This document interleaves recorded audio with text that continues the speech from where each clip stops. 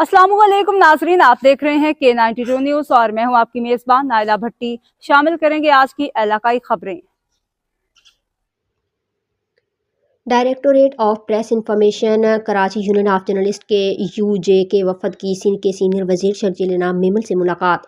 के यूजे के वफद ने सदर हसन अब्बास और जनरल सेक्रेटरी लुबना जरार की क़यादत में सिंध सेक्रेटरीट में सीनियर वजीर शर्जील इनाम मेमन से मुलाकात की। सीनियर वजीर शर्जील इनाम मेमन ने के यूजे के नुमाइंदों का पुरतपाक खैर मकदम किया और नौमुंतखब बॉडी को कामयाबी पर मुबारकबाद। के यूजे के वफद ने इलेक्ट्रॉनिक क्राइम्स की रोकथाम के एक्ट पीका के बारे में तहफ़्फ़ुज़ात का इजहार किया। के यूजे की जानिब से सहाफ़ियों की हिमायत में पाकिस्तान पीपल्स पार्टी के तारीख़ी किरदार की तारीफ़। PPP पीका के हवाले से सहाफ़ी के तहफ़्फ़ुज़ात के खात्मे के लिए किरदार अदा करे। के यूजे रहनुमा सिंध हुकूमत सहाफ़ियों की कुर्बानियों और खिदमात को तस्लीम करती है। मुश्किल वक्त हो या साजगार वक्त में पीपल पार्टी हमेशा सहाफ़ियों के साथ खड़ी है। प्रेस की आज़ादी ज़रूरी है, लेकिन सहाफ़त में एहतसाब के साथ साथ ज़िम्मेदारी भी होनी चाहिए। शर्जील इनाम मेमन।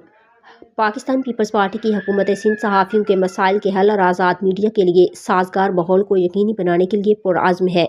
मैं ज़ाती तौर पर सहाफ़ी बरादरी के तहफ़्फ़ुज़ात के हवाले से पार्टी क़यादत को आगाह करूँगा। सहाफ़ियों के मसाइल को तरजीही बुनियादों पर हल किया जाएगा। सीनियर वज़ीर शर्जील इनाम मेमन की वफ़द को यकीन दहानी।